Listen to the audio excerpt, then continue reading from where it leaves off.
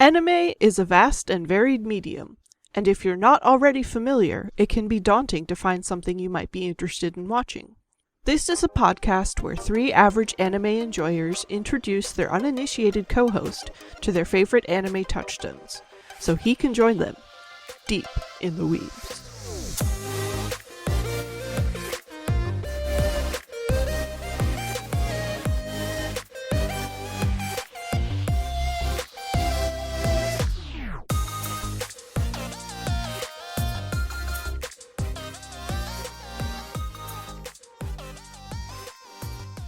For this episode, we watched episodes 3 and 4 of the Netflix series Arcane: League of Legends. Arcane was first released in November of 2021, produced by the French animation studio Fortiche under the supervision of Riot Games, and distributed by Netflix. Amidst the escalating unrest between the rich utopian city of Piltover and its seedy oppressed underbelly of Zaun, Sisters Vi and Jinx find themselves on opposing sides of a brewing conflict over clashing convictions and arcane technologies. Oh, arcane technologies. I get it. Also, powder. Yes, I only knew her as powder till the till the second episode after she literally suffered an incredible trauma again. Mm-hmm. Spoiler. If you haven't seen the first episode. Trauma. Yeah, this is, oh, you thought you got to be happy, the series. We just start off right in it. Yeah. Yeah. I mean, there's 9 episodes in the series, and they were released in 3-episode chunks, 3 episodes a week for 3 weeks. So the ones we watched were episode 3 and episode 4, which were, so it was like the cliffhanger at the end of the first chunk, and then the start of the rest of the series. Yeah, when I was writing my notes, I just typed up like how they began and like, and surprise, it's 7 years later. Just because it's like, yes, chaos. Let it just be a surprise now. So for the three of you who may not have watched it on this what we'll call I was going to say group podcast. I had something very clever, and then it just slipped my mind, so now I just sound really stupid. Power through. I know, right? We're still going. The very first episode opens with Baby Vi carrying baby powder through a civil war zone, essentially, and a insurrection against the city, looking for their parents.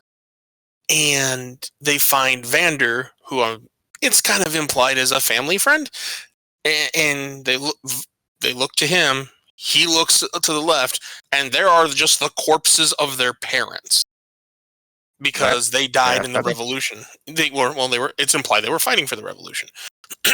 But yeah, I mean, that's how you start a family, because he immediately just takes them in and drops his weapons. I mean, he's clearly just tearing up the place, and he's like, he does that really great thing of like, no, protect the children, and he takes them in, and they become his daughters. So that's what leads to that little preamble. Leads to this third episode where clearly everything is fine. They're gonna be a family. It okay. So yeah, this one starts with a little like the resolution of a cliffhanger from the previous episode, where Vi is in, basically trouble.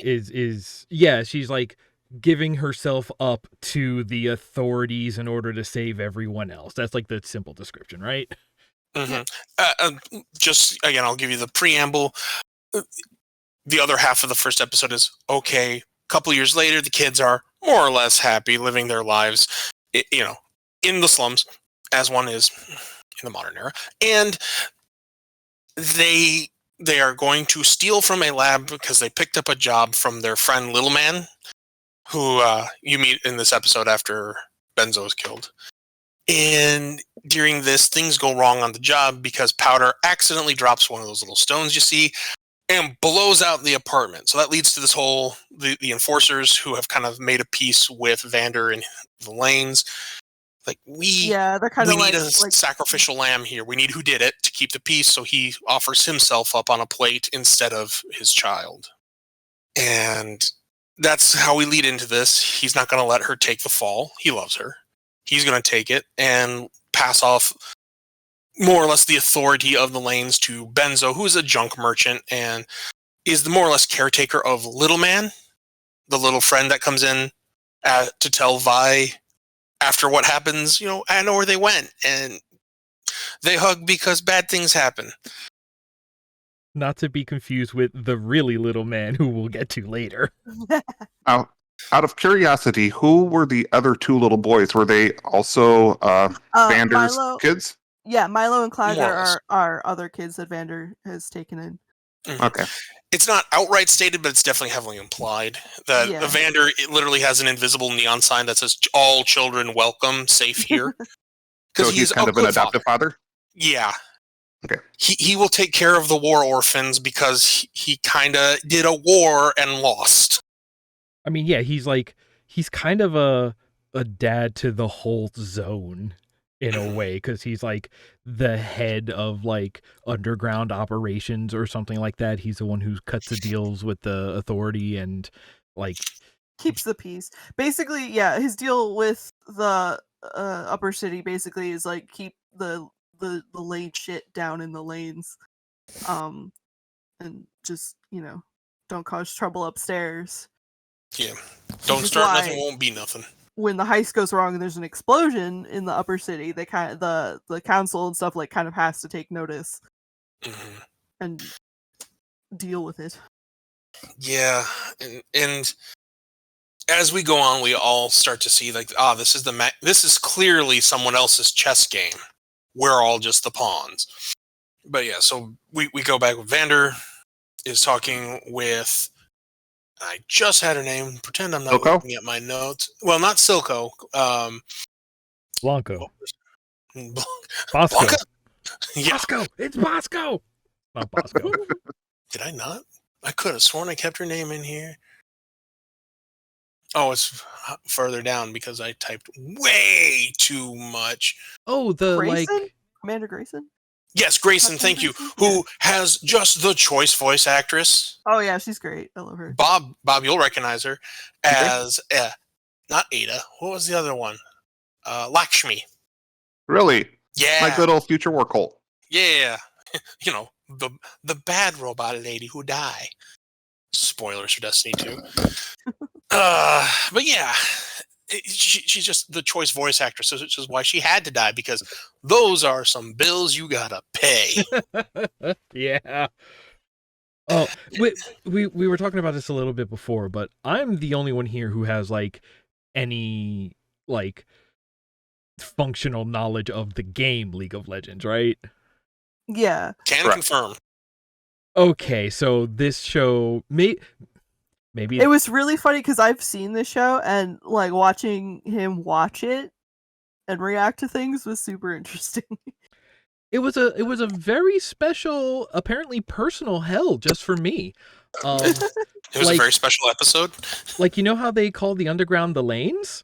Mm-hmm. So when you're playing a MOBA, it's broken up into 3 lanes, and I'm just like, I was yelling as soon as he said, down in you'll take care of the lanes, and I'm just like, no, we're not. You're really gonna do it, okay? And it started there.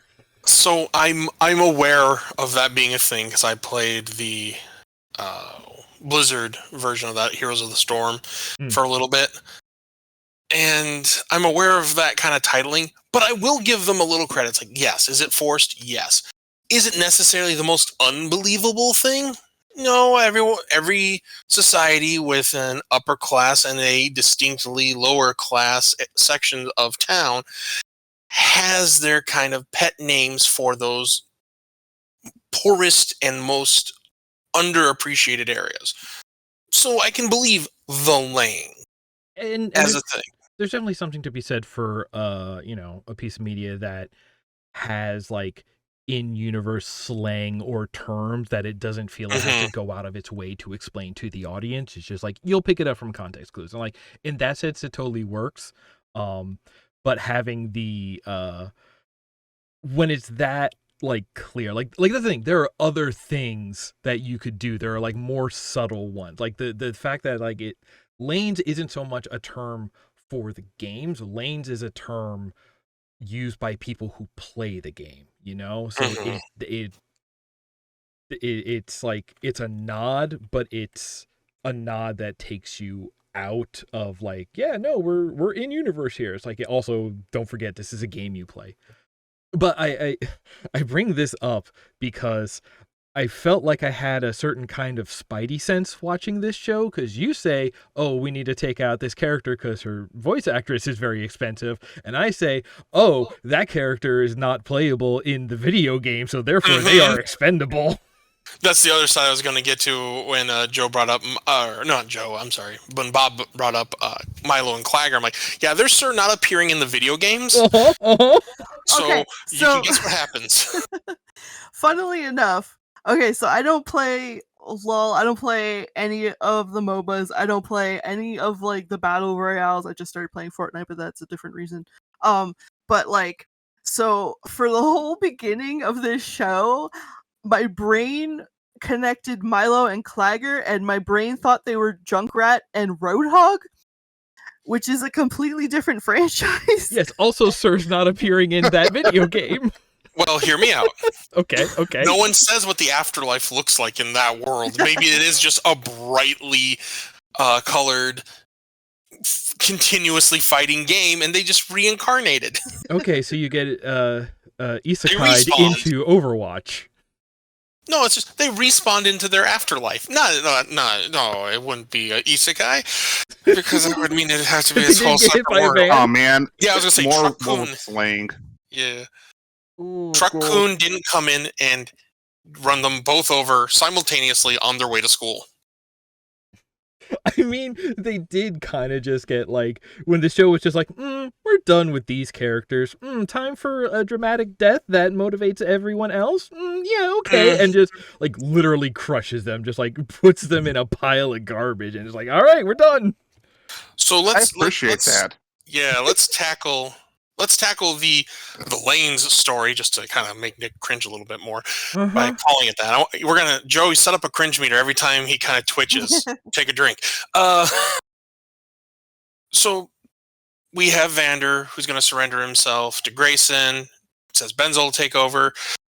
And then here comes Silco doing his best Dio impersonation. It was really me the whole time pulling the strings. Here's my Sir not appearing in the games either. I'm going to stick him with drugs, and now he's legally distinct, not a Hulk, and just butchers. And it's one of those very tasteful, because until you're told by the in-series characters, you don't know just how gruesome this apparent death scene was. We saw Grayson, and she looks bad, but Benzo's death, which is kind of the real beginning of the heartbreak, is here, he's just talking off to Silco, and then not Hulk comes in and apparently just ravages him off screen. Yeah, it's like, it is kind of that tasteful way of off screen, but I thought that the sort of like we see the blood splatter over the window, so we see the repercussions of it, and that happened so like quickly and suddenly, it still had a serious gruesomeness to it. Just the reaction of Little Man, who, Nick, I'm gonna spoil something for you. You'll get this, and anyone else that played League listening to this will get this. Little Man has a name. It's 4 letters long. They said it. Oh, I don't know if they said it in episode 3 or 4, but they definitely said it within the first 4 episodes. And his name is Echo. Yeah. Right. And so Echo finds Vi. They both know what happened. Echo says, but I know where they went. And I'm sorry, I skipped the whole. Vander just gets one hit KO'd by not Hulk. And Silco says, okay, we're taking him to the base instead of just killing him. And I'll give them credit. There's a good reason for it. It's not just, I want to kill him later. So Vi does the thing that any child in this scenario would do. She forms a rescue plan because that's what you do as a responsible teen in the slums. And yeah, it's a very like, oh, the adults have been taken. It's time for the teens to organize to save the rec center. I mean, the Undercity. And Dad. And We're going to go save Dad's literal actual life in this literal actual life and death situation. Because we're clearly that good. But there is that believable, arrogance and determination and helplessness of being that young but wanting to do something, which I admire. Vi goes back. Poor little Powder is just worried as all hell about everyone that's not there. Clagger and Milo are collecting junk to fight a war against the enforcers, or at least whatever imminent invasion is coming. And instead, Vi comes back, tells them what happened. Okay, rally, get all your things, get your kit. We're going to rally up and head out. Not you, darling little precious Powder, who we will keep safe. Because she wants to keep her sister safe. She's afraid of what will happen. That all makes sense. Powder has a hard time with this. And again, Powder was very young when she experienced her very first trauma. So this isn't helping things. And she, while left alone, has her little stolen gems of, make go boom. And she says, I have an idea. Yeah, she finally realizes, because up until then they didn't know what caused the explosion in the building, but she kind of realizes the potential energy in those gems. And it's I can use these to help them. And I love that this also kind of indicates she is really, really intelligent for her age, because she can put these factors together. And then also figure out a way to improvise a shrapnel grenade. Yeah. As one does. Hey, listen. Little precious blue baby is a war genius, but she will be protected, you think. So that's fun, because I think that's actually what the plot of the next Gundam show is going to be, and I'm looking forward to it. Oops, child is good at war. Yeah, I haven't had a chance to watch episode 0, but everything I've heard about it goes that direction. With it was pretty good. I've heard nothing but praise. But to redirect to our current war baby, war babies. So Vi and the duo of Clagger and Milo go on a rescue op. They break in. They find the facility that Silco's hiding in. Silco has brought Vander there and essentially explains his plan of, I'm going to make an army of these not Hulks, and we're going to go to war and intimidate Piltover, the city, to respecting us and allowing me to create the great nation of Zon, like I always wanted to, until you betrayed me last time, because I would have literally built it on the broken bodies of everyone here. And of course, Vander, our Paragon, says that won't work. You're turning all these terrible kids into, child soldiers. This is not going to solve anything. And we get the idea of what Silco's true objective is here. Well, you are the most deadly person I know. So what if I drugs you and you become a Hulk of mine? Not Hulk of mine. And so the kids are going to rescue him. They sneak in through the roof because a very convenient open window was there. Yeah, so here's actually my question. I don't know if he ever intended to Hulkify Vander, because this really was set up to be like this was obviously Vander. I thought Vander was there just to be bait to get the kids in there so that he could ambush them. And I'm like, why does he want to kill these kids so badly? Well, there's always kill them. I think he wants to use them. I can believe that because Vi is a known quantity of a brawler. She, in the very first episode, beats up some of the lowest level lackeys, including the primary not Hulk we see here. Creeps. We would say she cleared a creep wave. Yes, thank you. And as such, she's a known quantity. The others can be used for, I don't know, test subjects, whatever. I honestly, and I agree, there's part of him that was like, I will make Vander, because throughout this episode we see there's clear backstory. of Vander and Silco having been partners in the revolution that happened years ago that cost Vi and Powder their parents. We now know what happened to end that was Vander realizing that this would only end in the death of everyone in the lanes. So he tried to drown and choke out Silco in their very toxic water. And Silco, lived, minor eye malformity, and he, also derangement. So we get that, this is clearly revenge in one form or another. I have a few different takes on it. My initial read was, okay, he wants to kill the family because, as he mentioned, or implied, Vander would never go anywhere without the children. So if we kill the children and we kill Vander, no one's going to be suspicious why Vander's gone, but the children are still here because they could be a rallying point. But I could also have seen him, if the kids never took the bait, okay, I make Vander one of these things because he's super deadly to me. I have a trauma with him. Who better to use than the most dangerous person you know? So, like I said, there's a couple different reads in my opinion. I chose the one that's like he's going to make him a thing. Well, now the kids are there. He knows they won't turn. So just kind of improvise. What's the simplest improvisation? Everyone dies.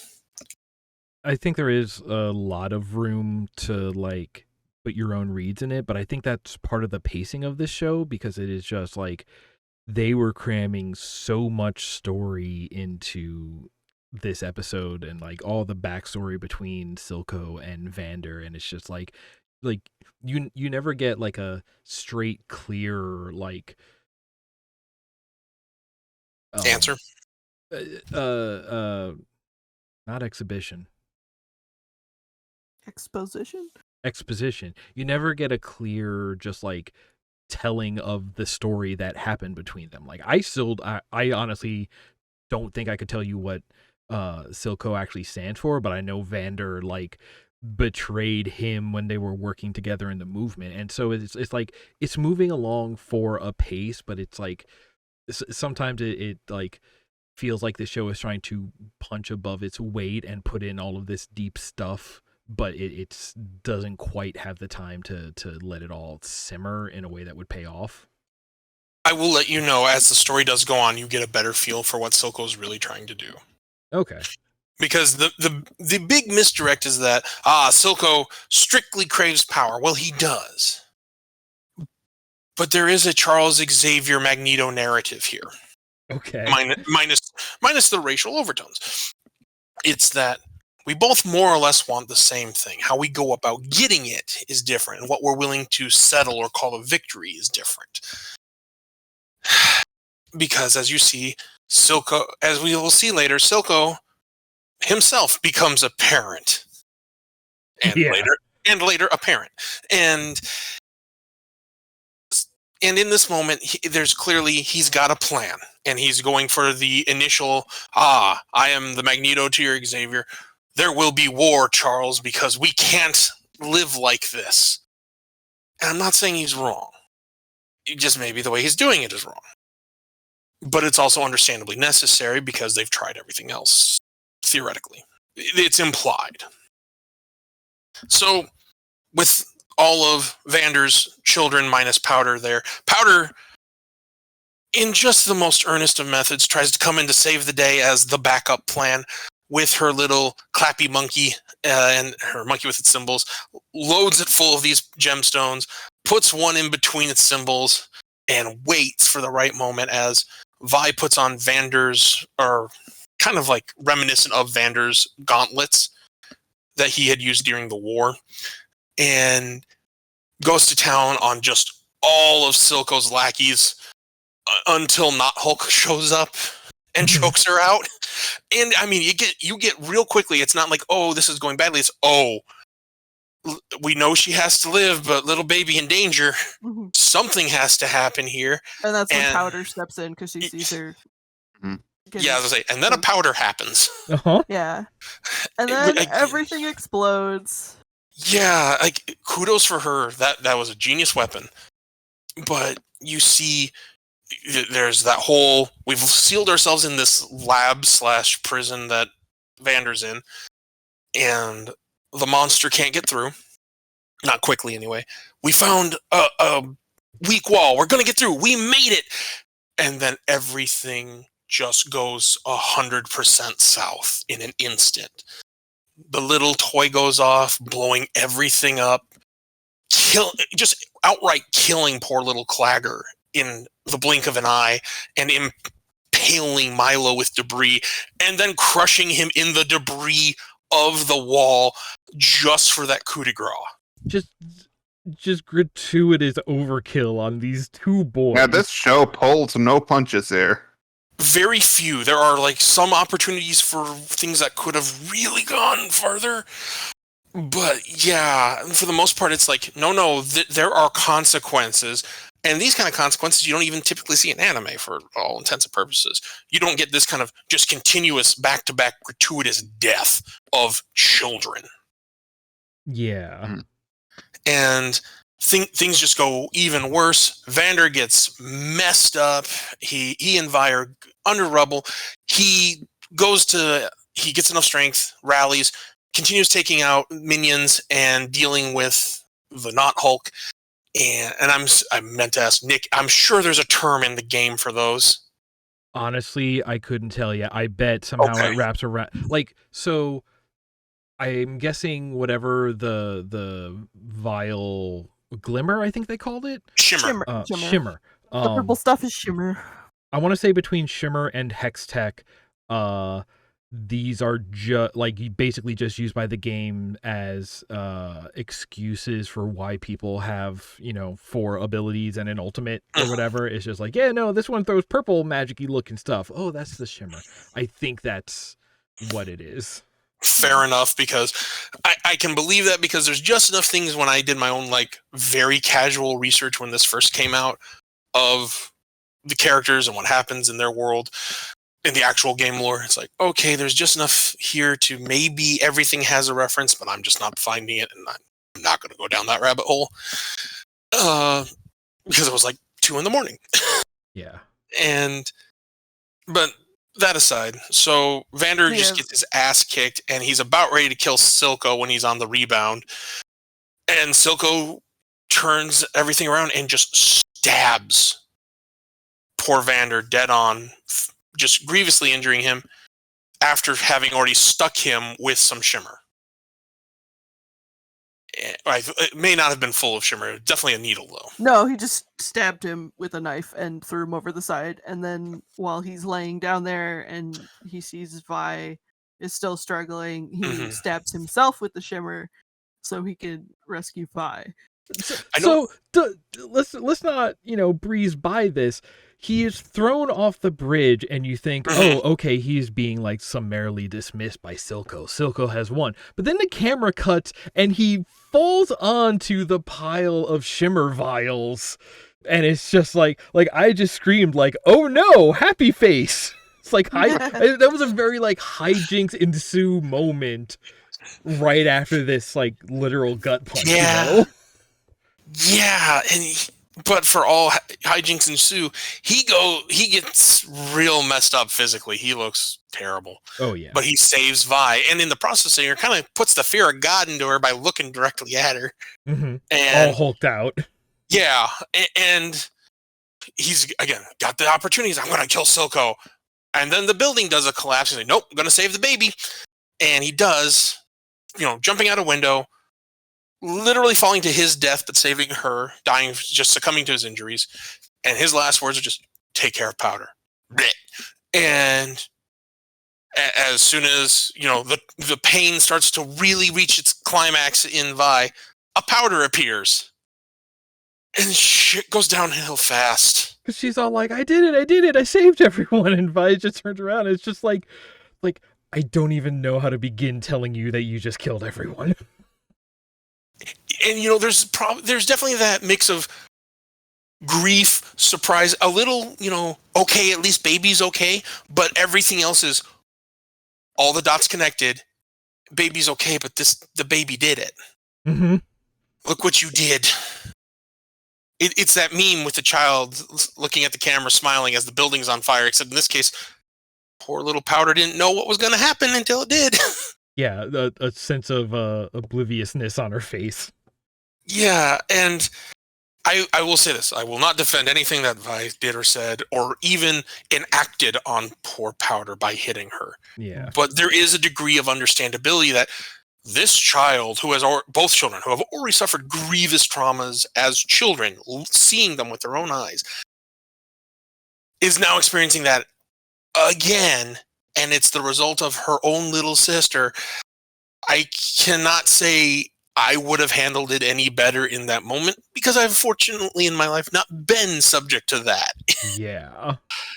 And I laugh because it's that or cry. And and so she does, after yelling at her, blaming her, and hitting her, she follows it up with, use my favorite word again, coup de grace, of leaving her in the rain amongst the corpses and the rubble, crying, begging for her sister to come back. And she goes off, and you start to see instantly realizes what she's done, starts to cool down, and then Silco shows up. She just stepped away to kind of process everything for a second. But from poor Powder's view, this is getting left behind again. Yeah. And you feel it for that poor child. Yeah. The voice actors had the perfect child out of their depth feel for that moment. And it's just, again, the voice acting is perfect in my opinion with the show. It's very well done. But then Silco shows up, knife in hand. Vi sees Silco come in and turns to go back, but then Marcus, who was Grayson's right hand, who was working with Silco, shows up and grabs her, and it's just like, no, if he sees you, he'll kill you. Well, it's not only that, it's, I have ether on hand. Yeah. Yeah. Don't say anything, also breathe deep. I'm like, my biggest concern is you have ether on hand. Why do you need it? Drags her off into the shadows and I guess directly to jail? Spoilers! Yeah. But yes. Essentially, it's, well, you're in prison now for, I don't know, crimes. But in its own way, he's definitely trying to protect her the worst way possible. Yeah. Very true. His heart is absolutely in the right place because he's not a good cop. He is corrupt. He's ambitious. He thinks he can do better. But there's also, as we learn much later, he's a father. And he sees someone's child. A child that just watched her dad die and is probably going to lose her sister to stabby Silco.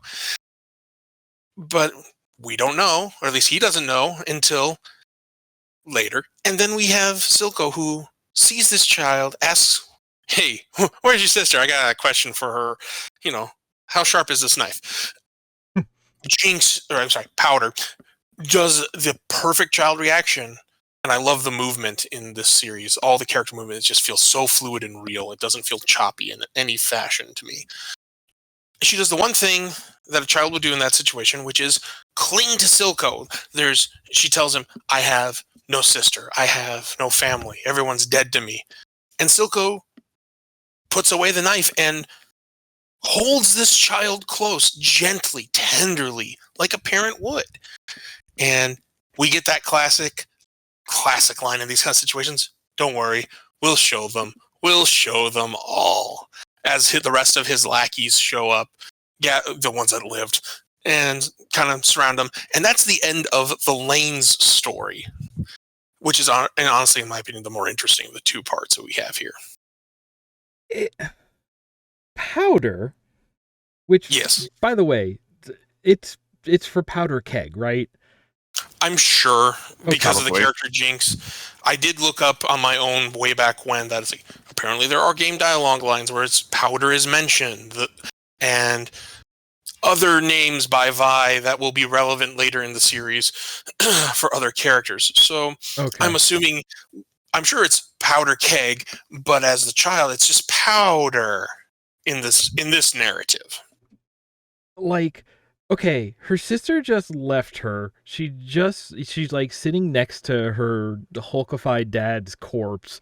She also is realizing that she just killed like her two brothers and her dad. And then this guy comes up holding a knife, and she instantly clings to him, and I'm just like, oh, she instantly Joker-fied. She just She Harley Quinn. immediately, yeah, like it. All I was going to say is I found it a very interesting take on the fact that from the inception, because I remember when Jinx first appeared in the game in the internet, because I didn't play it, but her trailer was everywhere. Her little kind of music video / song, kind of giving you an idea of who this character is. What, probably 14? No, it can't be that long. Better part of 10 years ago now. Everyone commented, I won't say everyone, but I saw a lot of comments saying, so she's just like a Harley Quinn. This at least is a better Harley Quinn than, I learned about your mind and it turns out I'm crazy too. Put me in that chemical, daddy. This is a very damaged child who has, for whatever reason, held it together enough to function as a child with her sister and built her world around her sister and Vander. Lost all that, has nothing left, and now is just completely broken. Whatever was not broken before is just gone. Powder ceased to be. And that made more sense to me than, she's just a Harley Quinn and just kind of already insane by nature. Like, no, this at least makes sense. And that's why I appreciated it.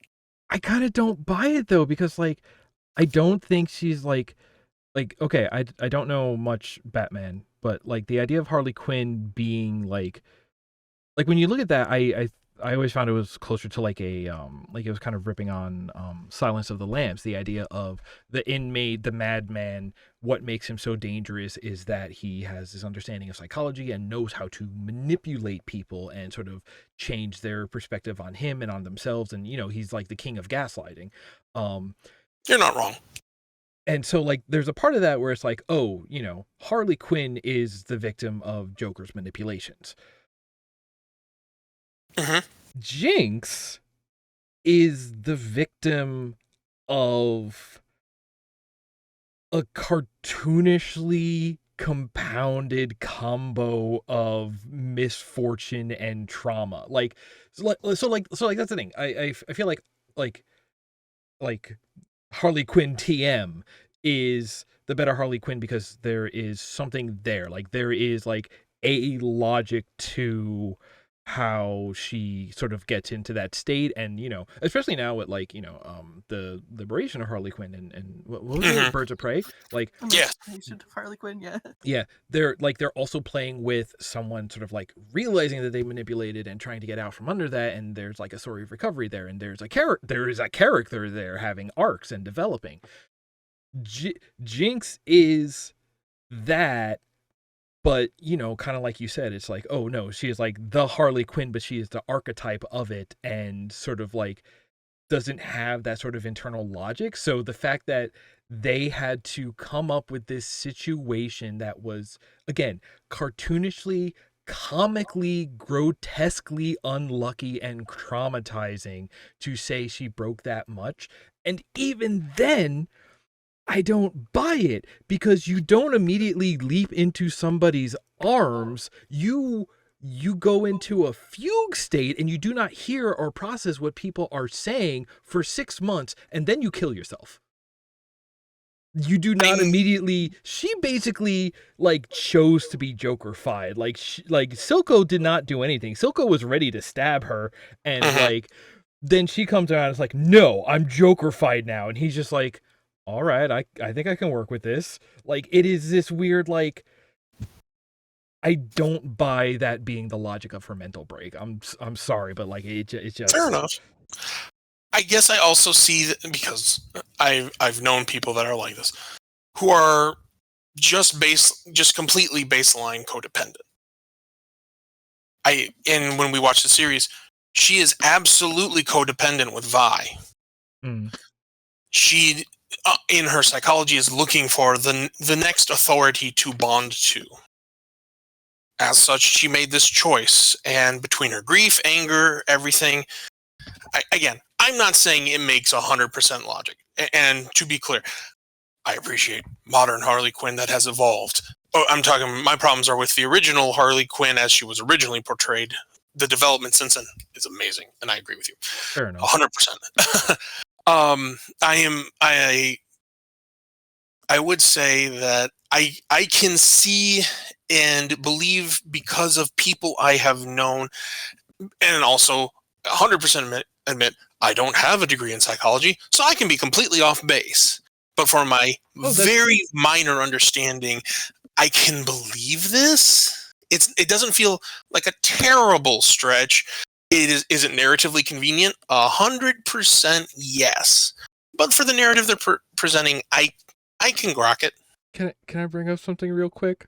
Shoot. I legitimately forgot that I do in fact have a degree in psychology. Okay. It's an undergrad, so it doesn't count for anything, but I technically do. You're more of an authority than me. So I think part of this,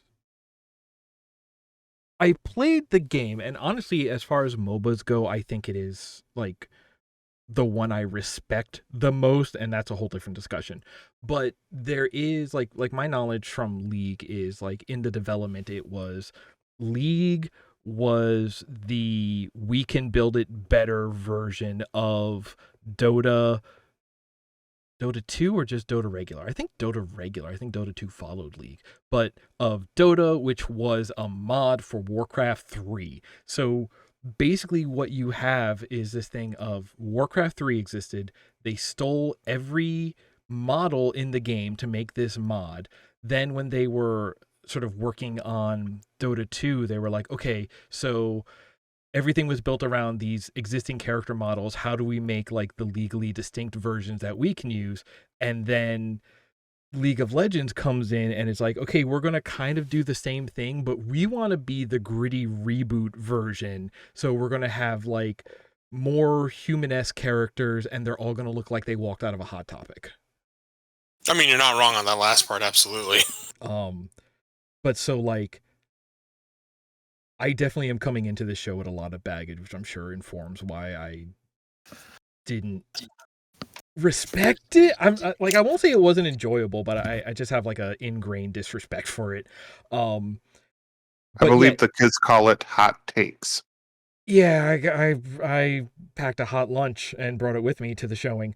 Hot take in? That's getting your hot takeout. Hot takeouts. No, copyright void burger. That's different. I'm sitting here and so like I said, I was watching this whole first episode and I was going like, okay, so what they have is an archetype of a Hot Topic stereotype that they're trying to justify, and they're doing it with all of these characters who I already have this feeling. It's like, oh, these are all going to get killed to justify why she's crazy. And it's just like, it was so... I guess because, you know, I had outside knowledge and sort of like some context for it, but it all felt so really like cartoonish and predictable in a way that it had like no emotional resonance for me. It was just like, this is just ridiculous, everything you're doing. And then on top of that, throw in weird nods like calling the underground the lanes. The didn't even mention. Yeah. The theme song is performed by Imagine Dragons. I was going to wait to discuss that, but yeah, you're on. You're going to do that, and then I'm supposed to have some sort of emotional investment in this show? Like, what are we doing?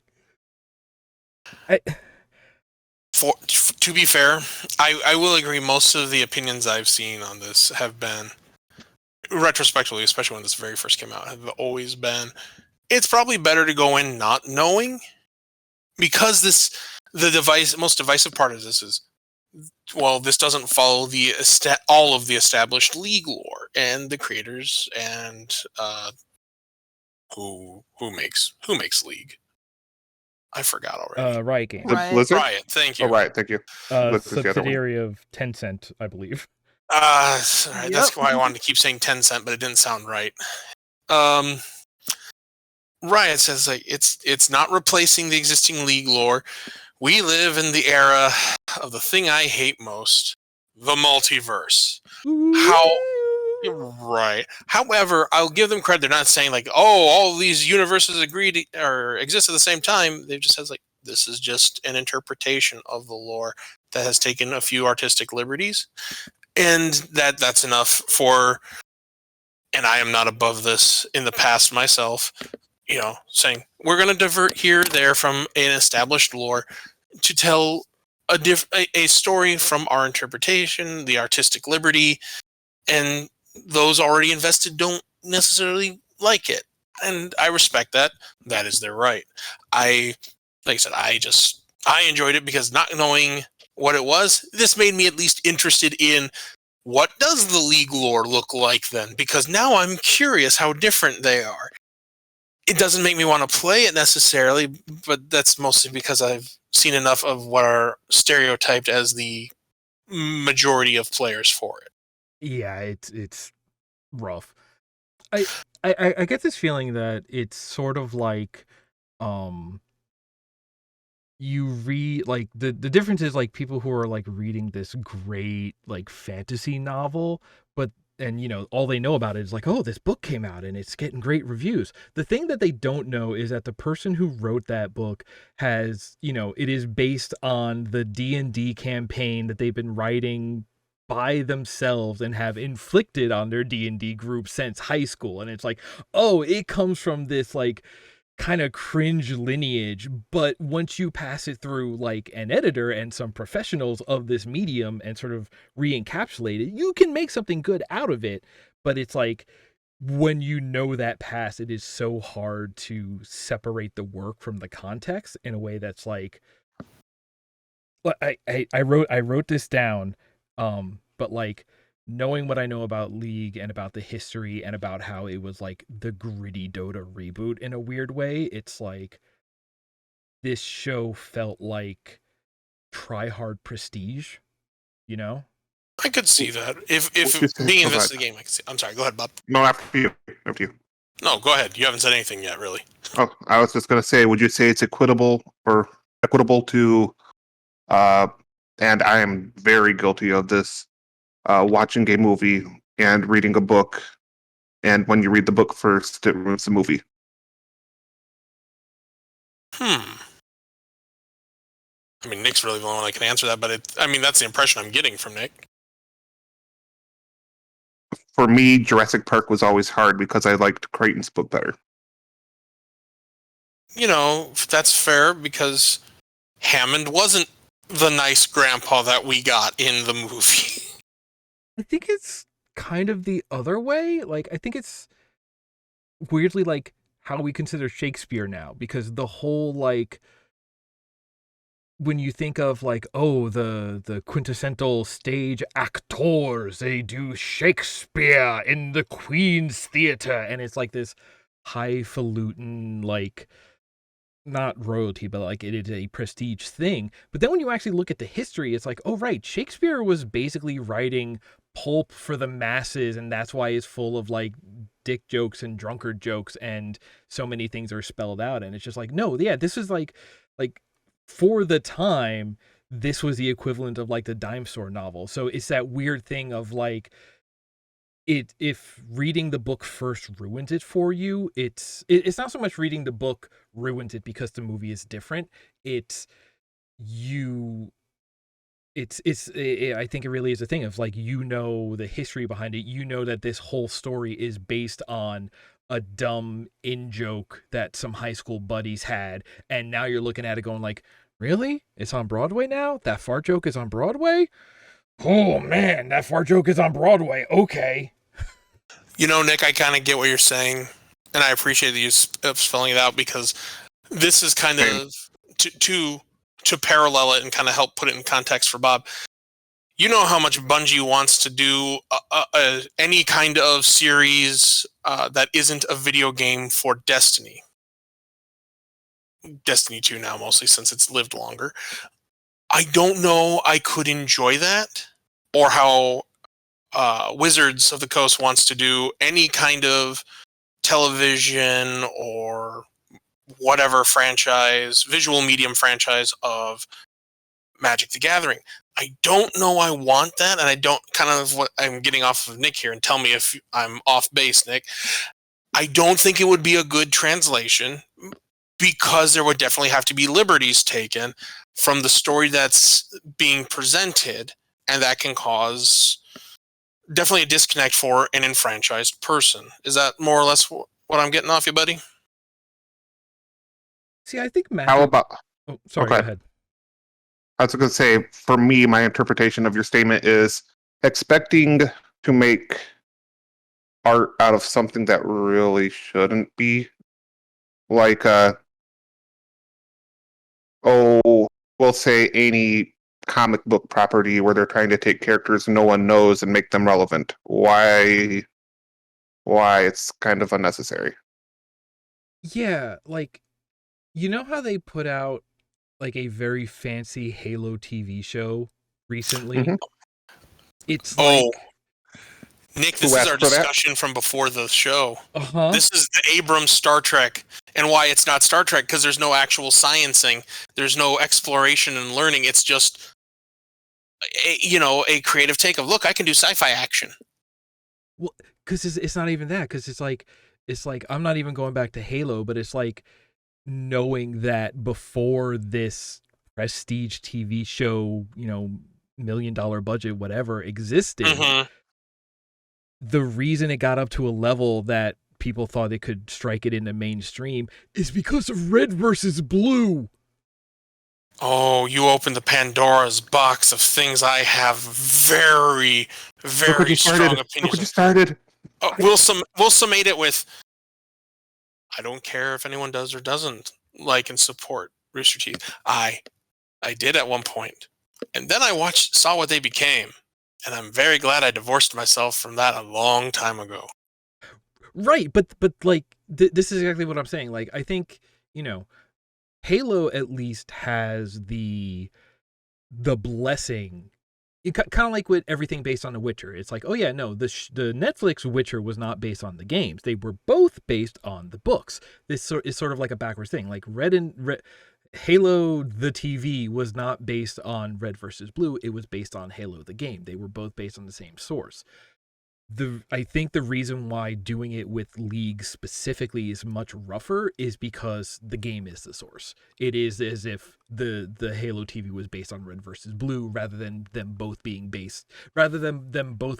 different interpretations of the same source material. It's just like, oh, you have... It is just like a bewildering, radical recontextualization of the source material. It's just like, oh, you are... It is presenting a polished orb and everyone going, ooh, shiny, that's so impressive. And then I'm going like, that's literally a turd. They literally polished a turd. And yeah, they polished it really, really well, but I know that started as a turd. I mean, fair. I'm not going to try and convince anyone that, to change their opinion by any means. Sure. I personally, I'll still stand by. I still enjoyed it. I will probably still enjoy it. I know there's a second season coming, and I'm looking forward to that.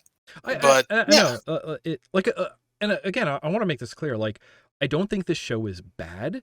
I think having the context of like the lineage behind it undercuts it and makes it sort of laughable, but that doesn't mean that it's a bad product on its own. Fair enough. Like I am ripping on it. All of my notes are ripping on it. All of my notes that aren't just Heimerdinger in all caps with a happy face.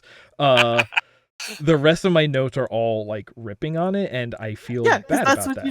That's what you do with League of Legends. You rip on it. I mean, to be fair, we don't typically rip on things unless we really care and love them. Certain circumstances being, exceptions to the rule. But yeah, and that's good because, I mean, it's good to care about something. And I value this. I really do. Because what controversial, quote unquote, takes, what disagreements I see or detractions I see about it aren't what I would have expected. But I'm glad for them because it's an interesting perspective to me. Can I drop one more hot take before we start talking about the next episode? give me 1 second. Go All I'm ahead. going to say is, the rest of the episode, Jason and Victor do a break-in to get Jason's research. I was gonna Yeah. throw in a meanwhile in Piltova after Yeah. we finish talking. Really, about the really stuff. side B plot. Yeah, it really is. It's like it's key to the story in the long run, but really this episode is the trauma happens. Also, Weird Science, Jason the Victor, movie. Yeah, Jason Victor are secretly working on crystals after they were told not to, and they invent Hex Tech. Yeah. Nerd boys doing illegal science. It's Weird Science minus the female robot or whatever. I forget exactly what she was in that movie. It's been so long. And they invent magic science. Which sounds stupid, but I still love the concept. It's like, it's magic science. Science without the physics or, Well, isn't the line literally like, we've invented magic? That's what they say, I believe, but it's really, when you watch the series up to this point, the whole purpose is not to invent magic, but to harness it, because it's established magic exists, but we don't have it in this society because we're not going to draw a direct parallel to the nuclear bomb. But yeah, it go boom. And they're Fallout. So, not the Fallout by Bethesda, but the other kind, with the nuclear and the death. And the Half-Lives. Not Valve. That Half-Life, the other Half-Life. You're right, Valve made Dota, not League. But yeah, okay. Now that we got the nerds out of the way, go ahead. Just the last major thing that I just wanted to say about the show kind of as a whole, and my first blush of it is the art style, the way that they have shaded this 3D animation. Oh no, you're gonna break my heart. Is incredible. Okay. But what they've managed to do is to make every frame look like hand painted, very master illustrator type paintings. And the problem is, and this mainly came up whenever it was stills, or sometimes when it was just people talking to each other and there was only mouth motions or a little bit of head motion, but not anyone turning around. It looked so much like illustrations that I kept getting flashes to motion comics. Okay, I can see that, yeah. But for me, when I think of motion comics, the first thing I think of is the motion comic you play through at the start of Mass Effect 3 in the event that you had not played any of the earlier ones. Wow, I haven't thought of that in a while, and I love Mass Effect. Right? Holy crap. And I think this looks better than those, but it is that idea of oh, this was, when I think of that art style of something, we got very talented illustrators, painters to come in and basically do really polished concept art. And then to make it feel more alive, we did some live 2D spline animations on it, so it was moving over the different layers.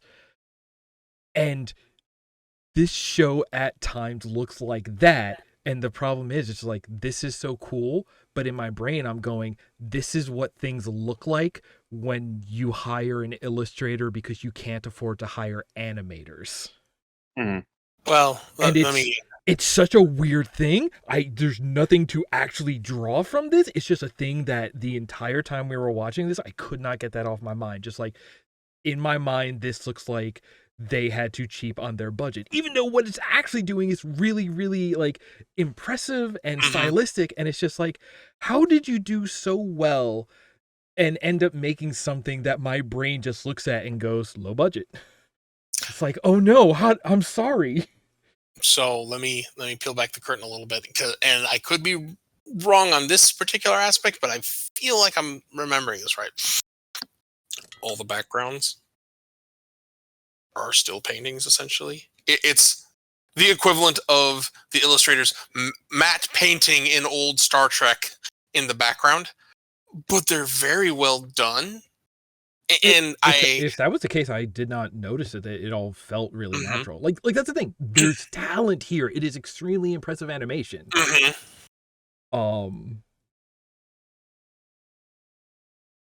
I can see the motion comic. I would even say if this is equivalent to a motion comic, it's the best damn motion comic I've ever seen. Yeah, but you're right. Yeah, that's the thing. It's just like sometimes you hear about people making mistakes and it working out. It's like, oh, you're failing upwards. I feel like what they've done here is like they succeeded downwards. It's just like you've done something extremely impressive that makes me, connected to something less impressive. And it's just like, oh, I feel bad for you. You did so well. You deserve better than what I'm experiencing right now. I feel bad about it. I feel bad about it. I love the art style. I love that it was something I hadn't really seen at all in the medium. And in my mind, it works so well. And I agree with you. There is absolutely a lot of talent here.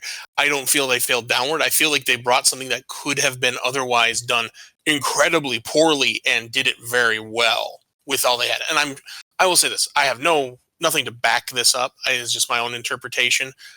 I will say I agree with you that there was probably budget cuts that did this, but they found probably the best, or that made it the way that you're interpreting it and made it what I liked for it, in the sense of they did the best with what they could, probably hamstrung on some level of not being able to go fully one direction or the other that they wanted. They found a good medium and they made it work. So back in 2013, I love getting facts. Riot put out a music video called Get Jinxed. Yeah. Okay. And it was made by a company called Fortish Productions. Okay.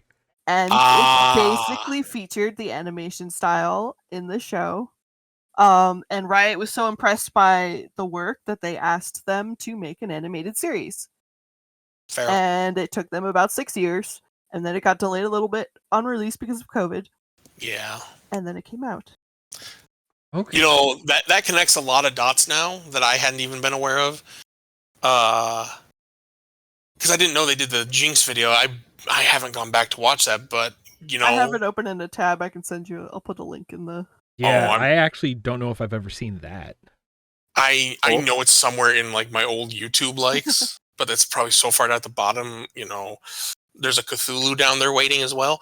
They didn't also have any involvement in the KDA thing, did they? I don't think so, but I could be wrong. So. Okay. Which, honestly, I will say this. Of all the things Riot could have done to make Arcane, that was created by Axis. Okay. I'm just glad they didn't kind of capitalize on KDA as the focus for their series. I will say this was, in my opinion, the better of the two choices, the more interesting of the two options. Though, I say that, and I am not necessarily a fan by any means of an Idol series, but I might watch an Idol series of KDA. Yeah, that might be interesting, actually. You could have just Magical Girl it as well. It's just Sailor Moon meets Idol show, and then also we'll throw in some of that adult level, violence, sadness, death of friends, etc. Because why not? It's on Netflix. We don't have to worry about ratings. Like, I feel like what they could have done is like, so in these two episodes, it really splits. Like, the first episode is all about Powder and Vi and all the trauma that leads to their, parallel breaks. And then episode 4, I guess, focused way more on Jace and his success with Hex Tech and all of these things. And the way I recall it, Jace is your like Ryu Goody Two Shoes in the game. Like, he is just like, like he is just like he's just like a boy. He's just like a character. He's like the most like milk toast. And I feel like, he's a Steve. Yeah, I think. Not Captain America. No. If only. No, I meant like we had not Hulk. Generic. This is not Captain America. I just mean like the generic, brown hair, little bit gruff, not really much of a personality. Chiseled jaw. Yeah. Right. He's a blue planeswalker. Yeah. Oh no! But I mean, you're not wrong. But I feel like there is like centering on him would be like when the show is doing that, I think the show works way better. Like every complaint I had about trying to justify Jinx's personality, like I don't feel that with on the J side of things, because it's like, oh, we have this kind of like this know nothing main character and then a let's call it a harem of interesting characters, many of which are girls around him, and it's just like, all right, we're gonna watch people, sort of like he's gonna wander around, just he's trying to do the right thing, and yeah, okay, and then he's got to deal with the crazy girl and the tsundere, and he's got to deal with his childhood best friend, a cop now. There's a sexy cop in this show.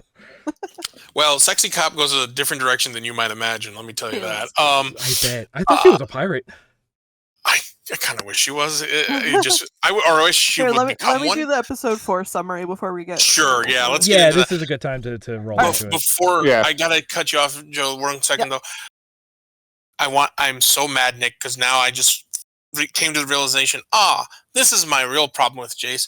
They made Captain America, Thor, and Iron Man one singular character with none of the potentially interesting bits. Yeah. And I'm so mad now. Like, I didn't care for him. Like, everything around him is interesting. He himself is not. He's a cipher. And now I see why. Yeah. Yeah. But Joe, please. He's a harem anime main character. Yeah. Oh, God. I'm out. Joe, go. Several years later, Piltover is prospering with Jace's Hextech technology and celebrating its 200th anniversary. Jace initially hopes to reveal his and Victor's latest gemstone device at the ceremony, but decides not to after Heimerdinger warns him on the dangers it could possess. Elsewhere, Powder, now a teenager going by the name of Jinx, works for Silco and helps him smuggle materials, mainly Shimmer, into Piltover. When a job goes awry, thanks to the involvement of an undercity gang known as the Firelights, and a brief hallucination of Vi, Jinx attempts to impress Silco by stealing Jace's gemstone and setting off an explosion that kills 6 enforcers. Piltover's ruling council gives Jace a seat to protect the people from the stolen gemstone. Caitlin, an inexperienced enforcer and Jace's childhood friend, travels to Stillwater Prison to gather information about Jinx from one of Silco's goons. Instead, she encounters an adult Vi, having been imprisoned by Marcus. So let me fill you in on a little bit about the Caitlin Jace thing. Caitlin is supposed to be much younger than Jace, roughly, like, I get the impression about maybe 10 years. And the first 2 episodes, primarily the second one, we find out that the stones Powder stole were from Jace's lab. Caitlin was also there, and it's because of the explosion Jace got outed as, he's trying to build magic nuke. Develop the magic nuke reactor, essentially, but no, that a no. And his patrons had been Caitlyn's family, and his obsession for the magic comes that he and his mother were rescued by an unnamed, but if I remember in my research from almost a year ago, that this is possibly a reference to another League character, rescued from dying in a blizzard in the middle of nowhere, just trying to get to shelter, and they were saved. Jace is now obsessed with trying to figure out a way to pass on that benefit to society because he's genuinely altruistic. Caitlyn's family supports him in his endeavors, not knowing that this is the endeavor. And so he and Caitlyn are just really good best friends, and it really is just really good best friends. There is no secret pining here in either direction. It's great. Yeah. Love it. Well, that is refreshing. There's a reason specifically why Caitlyn doesn't pine for him. We'll talk about it specifically at the end of this episode, of this particular episode, going into the next one, because I really wanted to show you the next one because we understand why there's no secret pining. But yeah, so Jason, when he's called out, is brought before the council, and he's, instead of exile, they said, we won't exile you, but you're kicked out of the institute and essentially you're blacklisted. And Caitlyn's family says, no, we will have nothing to do with you anymore. You two don't get to be friends, as happens. So when the events of episode 3 for Jace and Victor's side of things, because Victor says, this is actually viable. This is good. Heimerdinger, no, you can't have it. We can't have nice things. And to be fair, he's a reasonably cautious person. My boy Heimerdinger, the only guy who, like, is actually taking the reasonable stance in this whole show. He does a terrible job of explaining it, though, to be fair. Yeah. Because he's 18 inches tall and 307 years old. Oh my God. I knew, at least when I set this on you, I'm like, he'll enjoy Heimerdinger. He has to enjoy Heimerdinger. Heimerdinger's harmless. He's just fun Yoda. He's fun Yoda and Obi-Wan minus the cryptic. I enjoy Heimerdinger because, like, because it reinforced the feeling that I was having, that it's like, you can only polish a turd so much, but at some point a Yordle's going to show up.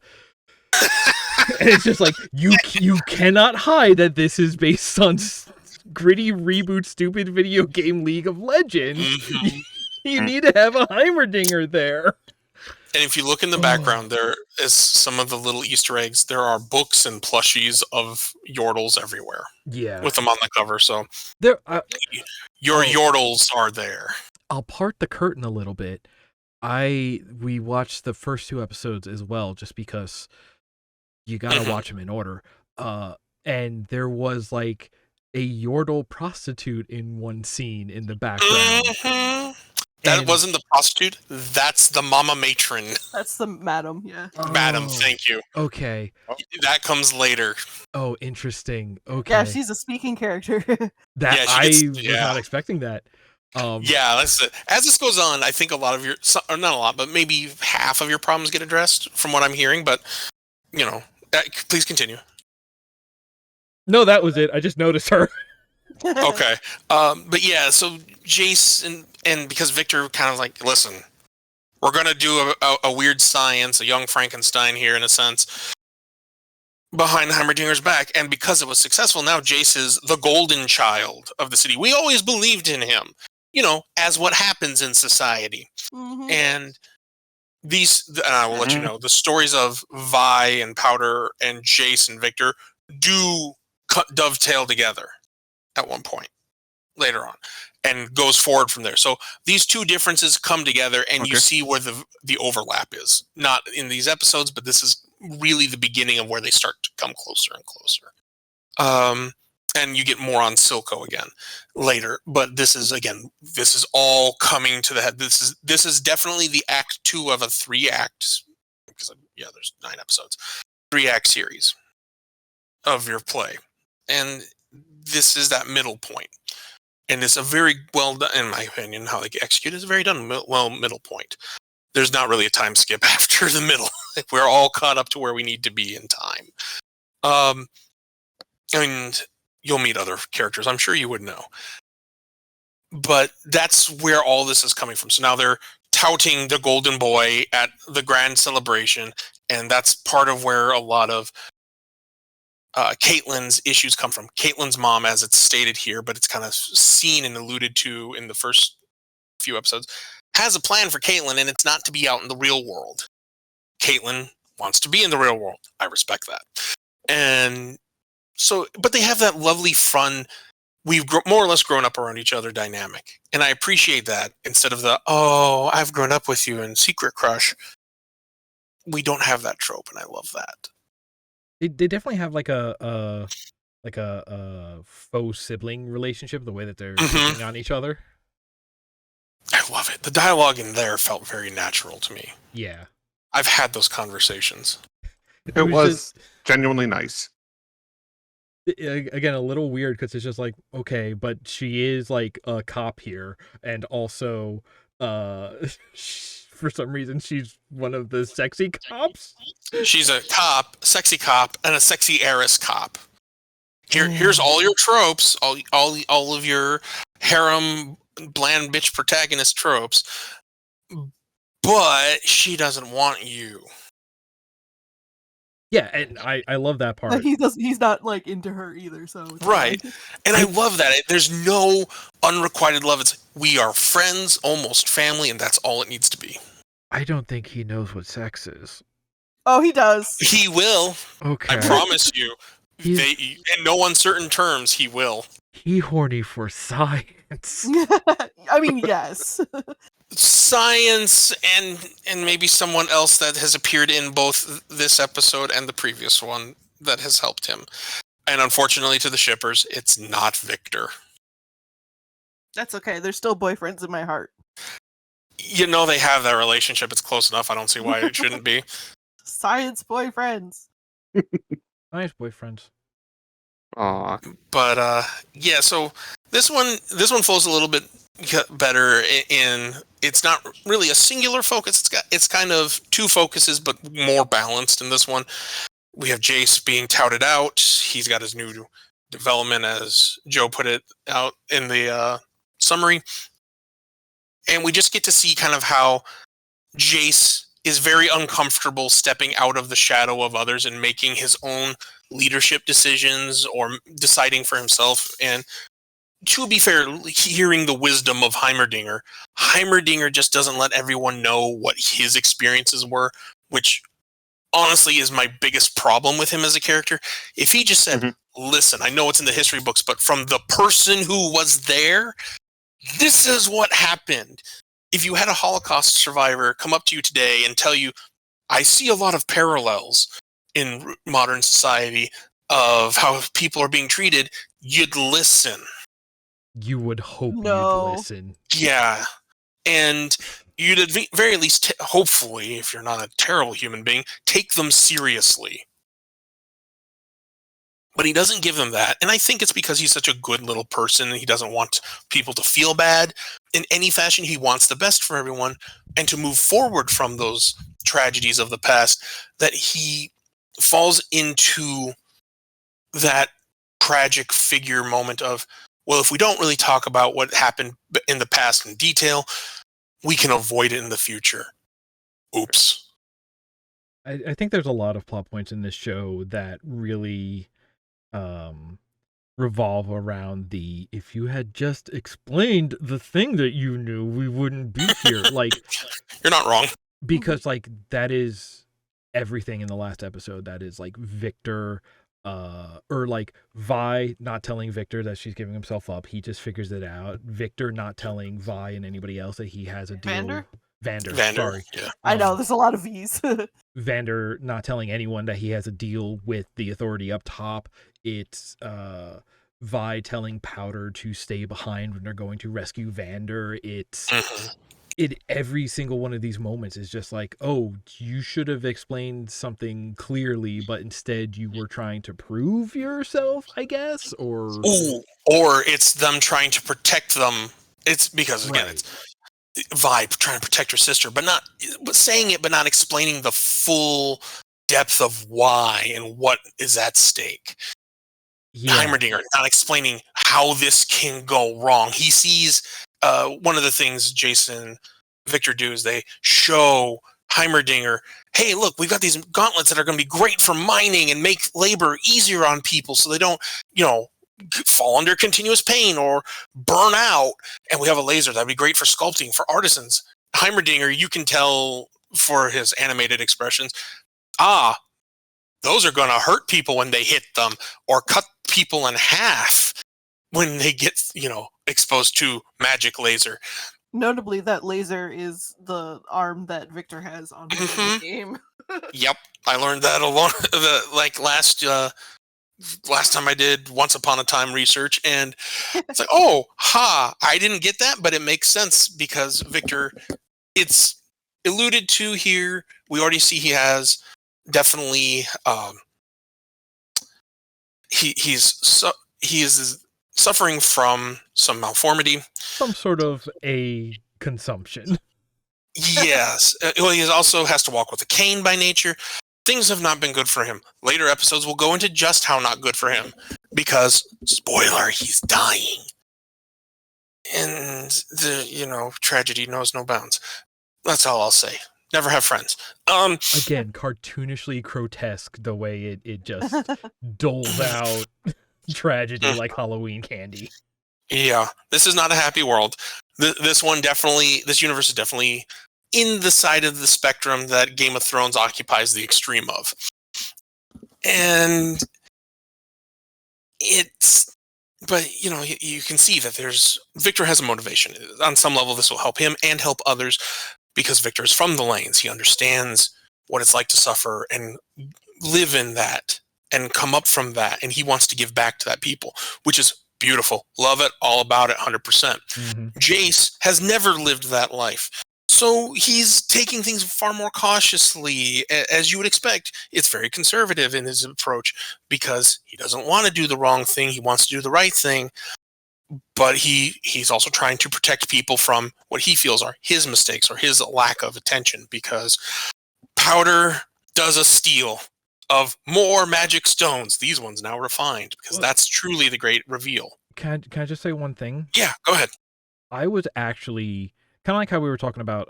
It's refreshing that Jace and Caitlyn don't have like flirtation, like there's no like hint of romance there. I felt similar because Jace actually took Heimerdinger's advice and like put off just being like, oh no, this is so new that there's still a danger here. Like any other show with a Jace-like character who is so like in that position, that kind of growing up position, who is so myopic on their interest, on the science, on the advancement. Like any other show, he would be the never stops to ask if we should scientist, and he would be like, no, we're gonna do good, I'm gonna do it, we're gonna bring it out, and like Heimerdinger's being cautious and I understand that, but no, this will be good. But so the fact that he was like the fact that he had a modicum of restraint. Yeah, just like he was just like, no, you know what? That's right. I shall act cautiously. Like he doesn't have the naivete that I would expect to see in a character like this in like any other show.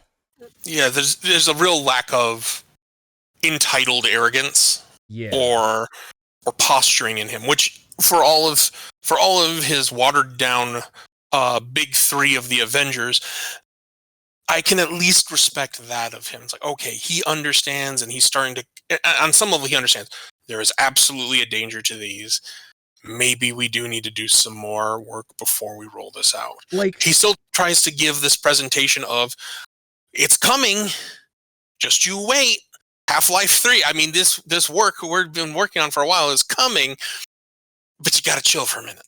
That really is, though, like, this is exactly the thing that Captain America and Iron Man both had that leads to the movie Civil War, because they both have this like, they both say, I want to do the right thing, I see this as a way to do it, I will not let anything stop me, and they come to blows over it. So for being like a combined version of those two, he's missing this one like naive optimism element, and it's just like, wow. That's part of what makes him so milquetoast. He doesn't even have that main character trait. Right, and that's the thing I respect about his character. It's like, oh, it's refreshing to see one actually use their head for 5 seconds. Yeah. And again, and that's even after having Mel come up and say, but have you thought about leadership? About being arrogant and having power to do whatever you want? No, pretty lady, I'm not going to do that. And I can respect that, because so many main characters in various other shows and media presentations just give in to that. Which makes sense, because that is like, the giving into temptation. The a lot of shows will use that as its conflict of like, oh, do they give into the temptation? How are they going to hold back? Do they give in a little bit and then they have to make up for it? Like it makes him a far more boring character, because he doesn't even have that conflict. He's just like, yeah, I'm just going to go along. You ready for my assessment of him at this point? Because of what happens later in the series too. He's magic tech Oppenheimer. Okay, that checks out. Yeah, and this, when you see the rest of the series, you see that's really kind of how it goes. I'll still keep working on this thing. I'll show restraint. Oh, what have I done? Yeah, that checks out. So while he may not be, action-oriented or arrogant interesting, it's still interesting to watch this, all the good intentions pave that road to hell.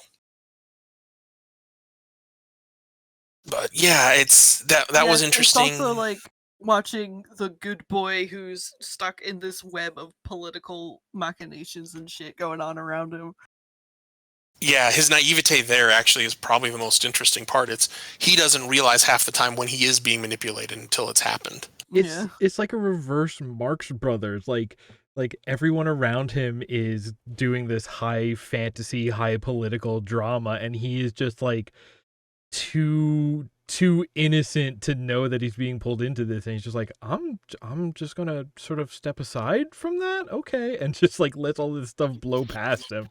I do love that. I do love that. And in this also, we, as was mentioned in the summary, Silco's trying to smuggle in his shimmer, other goods of his production to build his inevitable war machine. And these firelights, Nick, who do you think's leading the firelights? I want to see if you can get it, because you know the lore. I don't know it that well. The only characters I really remember are Heimerdinger, Akali, and Jax. I think those are the only characters I know. Okay. All right. Safe to say it's someone we've already met by now. Okay. For who the leader is. Oh, well then it's Echo. Yep. Okay. All right. Yep. Got it. The only other living person. Yeah, exactly. And again, for if you're not for someone like me who watched this and didn't know who the characters were, I'm like, this could be anybody, honestly. And I didn't even bother to think, oh yeah, Echo's still alive. But yes, this turns out to be revealed as Echo, and he's kind of the only real force in the lanes working against Silco. But it is very much like a fledgling effort. It is very, very low to the ground. They don't really have a lot of power to do much, so they just hit and run where they can. I could see him being an interesting leader in that situation, because when we last, like, he's younger, like he's maybe around the same age as Powder. Yeah, I do think Echo, just because he is one of the youngest out of even definitely out of the remaining living people, but even out of the kids we saw earlier, the idea of a young person trying to step up and fill Vander's shoes, I could see that being a really interesting plot line. Well, even in the very first episode, he mentions how he's been taking some lessons from Vi. It's rewatching it, I'm like, oh, that little throwaway line was clearly a foreshadowing of who he's going to become as a person. Oh, okay. Yeah, it's the little bitty details. But also it's just the way that, like, he's already sort of established in his technique, because he is the secret camera, hidden listening devices, like, he's the one sneaking around and, like, gathering all sorts of info on the super down low. Like, even amongst there's scenes in the previous episode where he's, like, definitely eavesdropping on conversations he should not be a part of, and it's like, even amongst the sort of, vagabonds of the Undercity, he is sneaky even among them.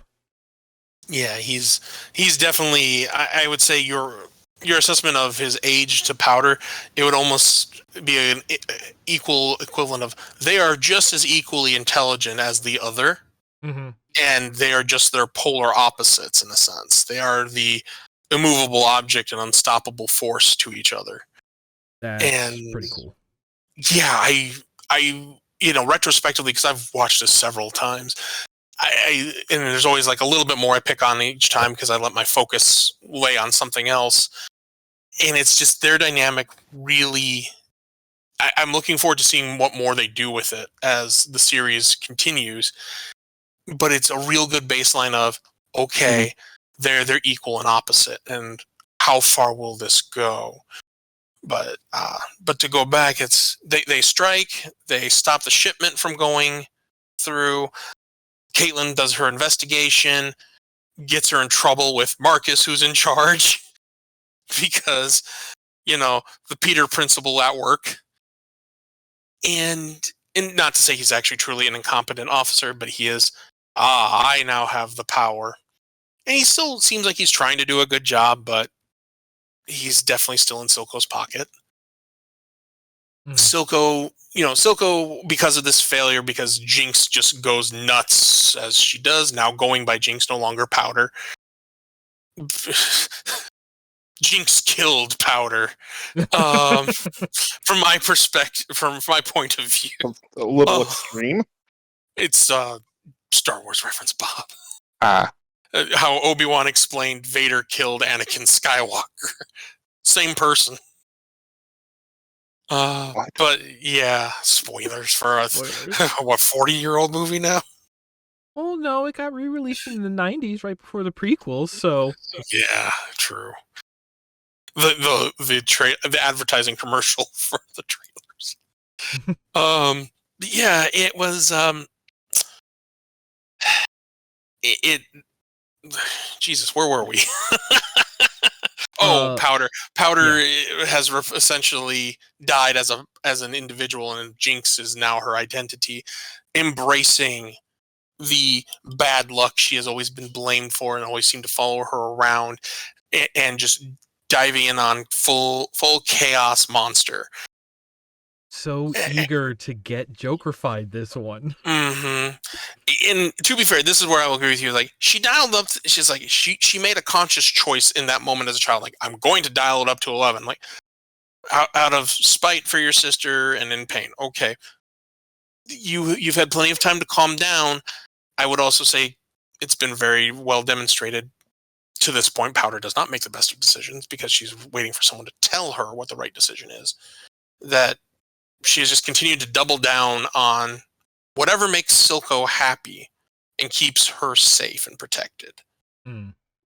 And we get a demonstration that the trauma hasn't gone away because she has a small chibi clagger in her lab and a mannequin of Milo that she argues with. She's very good at making friends. Literally. Yeah. Out of junk and assorted. And this is one of those cases like, this girl just needs a therapist. Mm-hmm. Some therapist and just some real concentrated help, and she'll be fine.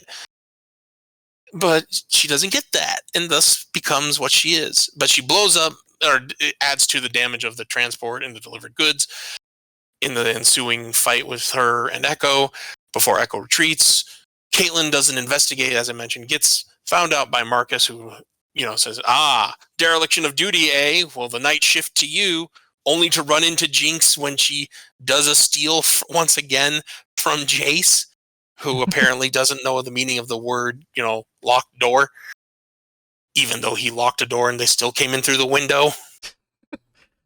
The boy doesn't understand good security, much less basic security. So... And yet they promoted him to captain of the Hex Tech SWAT brigade. Yeah, the head of Hex Tech security and enforcement. Worst pick. Yeah, the kids broke in his window. The equivalent of the bad kids in the neighborhood broke into his window and stole the science. He's got negative OPSEC. Yeah, it's like... And I get, you can always argue, well, he didn't have the funds or anything. It's like, it's called a locked window. I'm sure they could break through it, but at least there's some effort. And, just this kid. And they did it to him twice. The same kid. This one's now even more damaged than she was before. So what does that say? But yeah, she sets off a bomb, injuring the rest of the night shift that are just the greatest of lazy cops. And... injuring Vi. Vi loses her, or not Vi, I'm sorry, Caitlin. Caitlin loses her job, and Jace is the one that has to break it to her by offering a token position of, you can be my bodyguard. And so she unceremoniously says, get out, and he does, even though she's got her Charlie Day conspiracy board with its red lines, and she's right about everything. Uh-huh. Which I love, it's like, oh god, it's perfect. She's got that little tarot card which does just look like Silco on it. It's like okay, all right, so she's right. All right, thanks for telling us she's right. I feel like Silco, I don't think it's actually ever said that he's aware of her in all this, but I feel like Silco, in my own head, is just, he's so aware that someone's got to be onto him that he's built a whole industry of kind of alluding to him as being the man behind the curtain, and just putting it out there and wondering if anyone's smart enough to find it. I think that's what makes him not bad as a villain. Question mark. He's definitely a villain. He's absolutely an antagonist. He's a villain too. Like I say, he's definitely Magneto. He's a sympathetic villain once you understand him more. Is he the best sympathetic villain? No, but he's doing this for ultimately the best reason, also because he still wants power. But it's implied later that he wants power because he believes he can do it right. Yeah, it's weird to me that like the way this show is positioning its sides is like, no, actually the like undercity, close-knit, self-regulated community and also the fascistic authority oligarchy. No, that's not the word. Oligarchy, authoritarian cops. They're both the good guys, actually, and this guy who also is the good guy but is bad because he takes things by force, and it's just like, are you sure? Are you sure these are the sides you want to present? I think it does kind of go back to, League of Legends is a game with backstory that was basically built piecemeal, and this is kind of what you do. Like, in a weird way, it has to be all sides are equal in importance because you could be playing any one of these characters. Any one of these could be your main character. So and you don't want to disrespect someone's favorite. Yeah, no, every character is somebody's main. And but I would say also there is a degree of realism because in any true societal struggle, there are two sides where there's a lot of important players. Sure, they may get killed or lose in the end, but they're definitely key for that moment in history. And I would say by that extension, it gives a degree of credibility because not everyone at this point you see will make it to the end of the season, or at least make it past the end of the season. I'll put that there. Yeah, makes sense. And show loves to kill off characters. Yeah, show loves to kill off characters that aren't in the game. I mean, even with characters from the game, they've got plenty to churn through. Oh yeah, because Savika, I honestly don't remember her ultimate fate in this series. I know she gets beat the hell up. Won't say by who, but I'm sure you can figure that one out. And I at some point my memory loses track of her, where she ends up. But she survived the destruction of the initial facility of Silco. Silco takes over Vander's bar, makes it the ultimate trope, nightclub / power broker headquarters. And Savika now has Robo Arm because she lost an arm in the last episode's Fallout, or as a result of its fallout. She did totally lose an arm. Okay, I noticed that they put the cape over one side, and it was just like, yeah. Okay. Well, when she pushes Silco aside to take the brunt of the explosion, and in the silhouette of the explosion, you can see her arm disintegrate. Yeah, it's definitely a blink and you miss it, but if you catch it, it's like, oh, well then. But then why did only one arm disintegrate and not her whole, deal? Well, you see, the full force of the explosion. Yeah, the full force of the explosion was just right there. But magic science. And Savika doesn't like Powder, Jinx, excuse me, at this point, and I kind of get why for many reasons, because yeah, she's a loose cannon. She's unreliable to have on any mission. Not only that, not only is she a loose cannon, Silco absolutely is letting her be. He's completely convinced he's got her under control, but it's mostly because she's absolutely useful. And even when she screws up later by killing a bunch of enforcers and stealing stuff, he gets what he didn't know he wanted for Christmas, the refined power stones. And when Jinx does that, you know, her motion definitely conveys that kind of contrite, childish approach when she goes to hug him after, or as she presents that gem to him. It's that everything's okay now, right? And he lets it go because she's his daughter now, and she's his favorite, and he will let her get away with literal, actual murder. There's the moment, they have that little moment where, like, she's doing the eyeball injection to him. Mm-hmm. But, like, that's followed up where they do the thing where, like, she rests her head on his when she's sitting on the desk and he's in a chair. And it's like, they have this moment which is definitely posed as this, like, emotional resting thing. But it is, like again, very Harley Quinn. Like, she's emotionally attached and he's not. But it's in this weird, again, I get what you mean that he's, like, a more sympathetic character, and I think in part it is because he's not really manipulating her. He is, like, sort of taking a father role, a bad father. Like, Oh yes, like he is acting like a father, but the thing is, he is acting like a father in some real ways, and it's I don't, it just feels so weird because, like, she is definitely, you know, Joker-fied. I'm going to keep saying it because I wrote it in my notes a lot. She is definitely, like, all in Joker-fied. I'm crazy now, but he's not the Joker. I think that's kind of the most interesting thing it does. So I'm gonna give you a reason why, as bad of a dad as he is, he's not as bad as you think in the end. Because yes, he's absolutely using her. He's not necessarily manipulating her because she chose to be there. He's not stopping her. So, okay, you chose to be here. You're here then.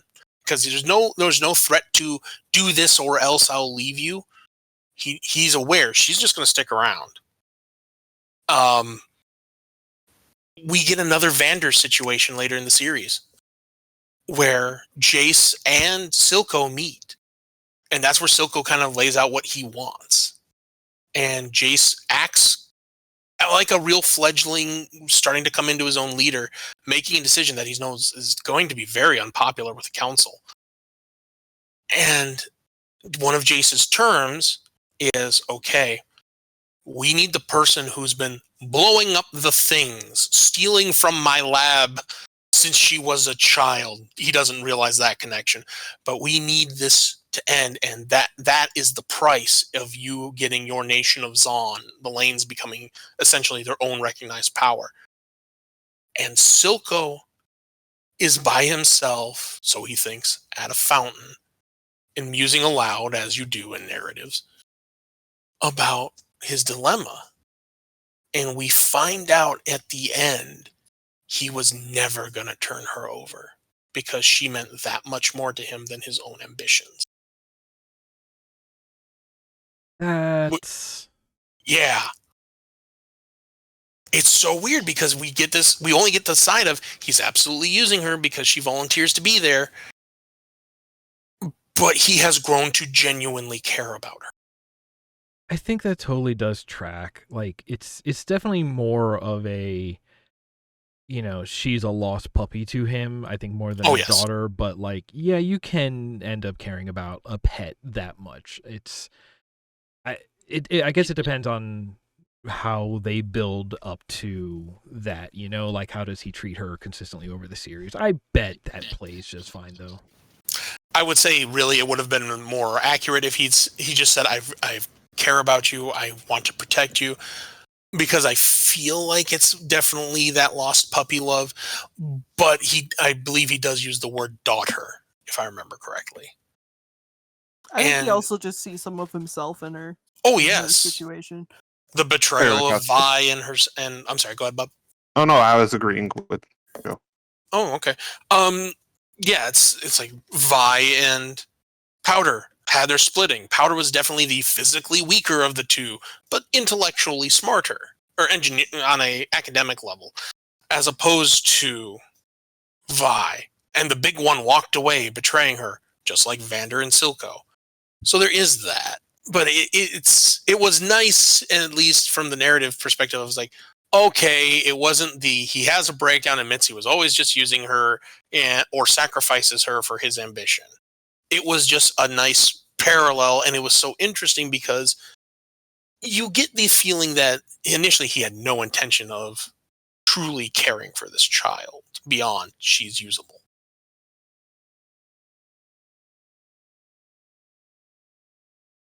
Do you think if this show had come out before delays, before however long, do you think Silco would have been an ideal Tumblr sexy man? Don't say it. No. I said it. I said it. But because kind of what I'm hearing here is like, it's one thing to be like a sympathetic villain, you know, the villain is the hero in their own story. But like, yeah, even the Joker does that. And the thing about this guy is that he's not the Joker. And so it's not like, again, you know, this is sort of speculating on things I haven't seen, but the idea of how much is it he is sympathetic only because he is not painted as the most like vicious, vile creature ever conceived, you know? It's just like, oh, he's kind of a bad guy, but he's not completely bad. It's like, does he have to like strangle puppies barehanded before we stop thinking of him as sympathetic? I mean, Bob, cover your ears, but we did see him loose mutated rat on the cat in the first episode's ending. So well, he kind of strangled the puppy. Yeah. That's right, he totally did. Rude man. I would even argue that by taking Jinx in, that was his unintentional road to redemption kind of arc. I'm not saying he is redeemed, but it redeemed him enough to not be who he was initially. So Vander got his revenge in the end because it was his daughter who then took Silco down from his initial huge plans of revenge ambition. Well, yes and no. I'll let you see that later. I would say it's almost he understood Vander was right. He came to understand Vander's position. And I think that's what makes Silco ultimately more interesting is he doesn't realize this has happened until essentially the end of this season. And it's like, oh, it's not are we the baddies? It's like, oh shit, was he right this whole time and I just didn't know it? Yeah. Yes, that's good. What it is. That's a good comeuppance. But, so like I said, all these things happen, and then poor Caitlin, who is essentially she's lost her job, decides, no, I'm Columbo now, and puts on her uniform, goes to the prison that she heard there was a survivor from the airship massacre was sent to. She finds out he had his jaw busted in, and essentially is in the med ward, feeding through a tube, et cetera, because somebody in the prison, we don't know who, saw him, recognized him, and beat him the hell up. And Caitlin decides, well, I want to go talk to this one. So she's let to go see this prisoner, and we get to see Vi, and spoiler, Caitlin has her awakening. Because I understand in League there has the line of cupcake being used to address Caitlin has been used by Vi's character, and it gets applied here, and we understand a little bit why. Because Caitlin's not the only one who has her awakening, Vi. And to be fair, there's nothing to say like this is the moment, but it's definitely the moment of hello. And they become insert the Futurama moment. Are you two good friends? I thought we were good friends. becomes that, and it grows more, and it becomes, again, a beautiful tragedy. The show loves to have tragedies. It does. Well, again, this one becomes a more of, there's two ways to handle a thing. I can't go your way. I have to go my way, and it still dovetails back together because it really sucks when your family doesn't approve of your girlfriend. Yeah, and it's one of those. I've seen enough comments when this was first rolling out, and still after season 2 got announced, etc. If this was just baiting between Vi and Caitlyn, that will probably bury this show, because they have the closest thing to a healthy romance that develops and, in my opinion, flows as naturally as it can in this narrative. I don't think they were baiting it. I think Vi's going to be an enforcer in season 2. Oh, not that baiting. The other baiting.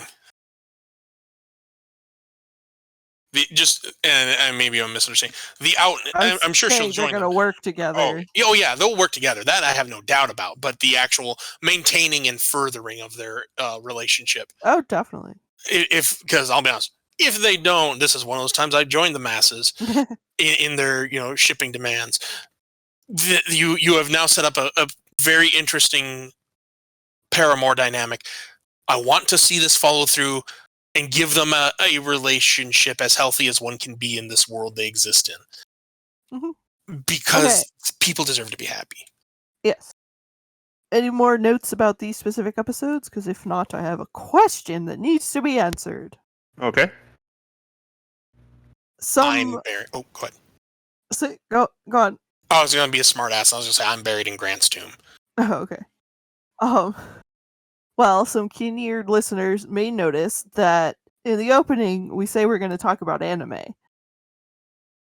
And you may notice that Arcane is not an anime. So why did we include it on the list? Because this is very clearly, in its style and approach, influenced by anime. Because let's be honest, if this was influenced by American media, I wouldn't say, because Tencent isn't American, correct? It's China, right? Yeah, Tencent is China. And okay. The animation studio is French. It's French. Okay. So if it's going to be usually made in America or by Americans, it's going to be preferential for live action over any other format. I'm not familiar enough with France's media to say what they tend to go to, but I am aware that peripherally there seems to be more live action than not. So, and this is not to say China doesn't have its own animation industry, which I know very well it does. This definitely, though, is heavily inspired and influenced by that and anime. It has a very story-focused narrative. Could it have been done live action? Sure. The budget sure as hell wouldn't have been there for it. And this definitely can serve as that jumping on point, which is why I chose to include that. It works very well as that bridge between worlds. This is something you're kind of familiar with, the video game, or at least peripherally aware of in current pop culture. I think there's also something to be said for a lot of Netflix originals. Even when it is anime, it's also kind of 3D animated. True. And with anime, over the last few years, having dipped its toe in to 3D animation for its series and movies, this works as that kind of bridge. It's very stylized, much like anime, and it's very colorful, also very much like anime. You have, in my opinion, very, very well done character designs, which, depending on the anime, you have or you don't. I think we're skewing away from a lot of those that don't in our choices. And you do also have that one missing ingredient that's left out of a lot of American-based animation productions, which is children can die. That doesn't happen in every anime, but it does happen. This is very much like Like I was saying earlier, I think this show has a very prestige try-hard feel to it, and I don't know how much of that is because I know what League of Legends is, but I can't get past that idea, and I think that is actually the one thing that makes it not feel like anime to me, because a lot of anime, a lot of seasonal stuff that comes out, like so much of it comes out, I think anime does end up being a lot of anime is kind of pulp kind of stuff. It's just like, hey, this is what's out this season. We're going to get a season of it. Maybe it'll get a second season if it's well received. And like, it takes a long time to know if something becomes classic because there's so much to wade through. But if you take away that like prestige try hard feeling, I could totally see this being like the same level of like of complexity and the sense of like tasteful but still gratuitous violence and tragedy. Is like I could get big like Bakano vibes off of it, is honestly what I'm thinking. The way that it's a lot of overlaid storylines and what's dovetailing and who knows who and jumping through time. It's got a time skip in it. It's got a the second episode we watched was Arcane Shippuden. And let's be honest. Don't worry, Bob. We're not going to subject you to that. It's okay. Isn't that Naruto? Mm-hmm. Oh, God, he knows. Yes. It's a Naruto. It's the end of the world. Bob got an anime reference. I didn't know what that meant. It's just I thought it was the same show. Yes, it is. Oh. And to be fair, time skips are a very prominent trope in anime. So there's a lot of, and I'm not saying they don't exist in other medium, but it's definitely one that makes itself very well known in a lot of various different series. So I would say also watching this when I first watch it, and even watching it now, I get feels not only of Bakano, but with the consistent, things are starting to look up, and then they go bad. There's a lot of like Fate Stay Night and Fate Zero in this of nobody gets to be happy, do they? It's all just a tragedy. Yeah. There's also a little bit of like, and again, I think this is part of the lineage, but there are so many characters who are more like archetype than character. Because like, you think of League of Legends and you think about Akali, and last time I checked, like whatever lore you give it, it is kind of like, okay, we're going to throw some ninjas in this game and we'll come up with the backstory for what they are later. And you can make good backstory, but you just kind of throw ninjas in the game. I mean, you're not wrong by any means. Absolutely. In a way that is like, with the Neon and with Jinx, it's very much the, like I said, I always had this feeling that it was like the gritty, try-hard reboot of a Dota. It's like, what if Hot Topic released their own Dota? But you look at Hot Topic and you look at, pop culture trends and stuff like that. That's also super Japanese inspired and informed. So there's this big, long runaround way of being like, yes, it is very Japanese inspired in that mall Hot Topic high school kind of way, I guess. Exactly. You mean kind of like Naruto and because I will give that show no respect. And Bleach and One Piece kind of got their way in through Hot Topic as well, not just through being aired and being part of the big three at the time, but in America, that's kind of one of the vectors they were injected into society. I would totally reinstall League and see what was going on if they gave everybody a Dragon Ball equivalent skin like they did in Fortnite. No. Who is the Goku of League? Now I'm mad at you because I would actually play League just to see what those parallels are. Right. Okay, changing the topic completely. There's probably a Monkey King. There's a Monkey King in Dota. Oh my god, Goku is in League. Hey Bob, how'd you like the show? Okay. Yes, what are your thoughts? Here's where I found it interesting that you picked episode 3 and episode 4. Okay. We got an ending of one part and the start of another, which in its own way found a little cheaty for me, because I really want to know what happened before, and I really want to know what's happening after. Yes, I want you to want that. I have no basis of knowledge of League of Legends, like literally none. Yeah, that's so okay. You don't need it to watch the show. I didn't either, but I really like the show. Heimerdinger is there. You're good. Yes, I genuinely enjoyed the show. The only person I didn't like, and I have to agree with Nick on this, is the Powder Jinx transformation. It's like it was so sudden that I'm assuming it's explained more later on, I hope. But otherwise, perfectly fine. Jace, so boring. But that's okay. The animation I enjoyed. For me, being an anime novice or not know, I could see where the stylized lines and the quick action could make me think. My only experience being Dragon Ball, like, hoo-ha, go fast, go here, go there. So you're telling me the lack of Kamehamehas didn't ruin it for you? No, the lack of command. We had an explosion with a monkey symbol. We did I'm happy about this. There's your Goku parallel, monkeys and symbols. We did kind of breeze past it, but the fight when Vander is still strapped down and Vi goes out with the gauntlets and the fight that's that they have awesome. Such a good action scene. It is, isn't it? And then Vander picking it up and being like he breaks like handcuffs or something, so he has like improvised brass knuckles, and it's like I love. Like, okay, it may sound like I've been complaining about when characters are archetypes more than characters, but I love when the dad character lets out the monster that he used to be and gave up for a peaceful life of being a dad. I love that moment in shows. So I want to interrupt you real quick by saying that's why I wanted you to see these episodes, because I wanted you to see, without giving you the end of the season, which has some or other parts that are more emotionally resonant once you watch everything that came before. I wanted to give you a really damn good fight, and I also wanted to give you the but where are they now, that it comes immediately after that. Which both provided, so they're great intro to the shows to kind of drag you in and want you to watch more.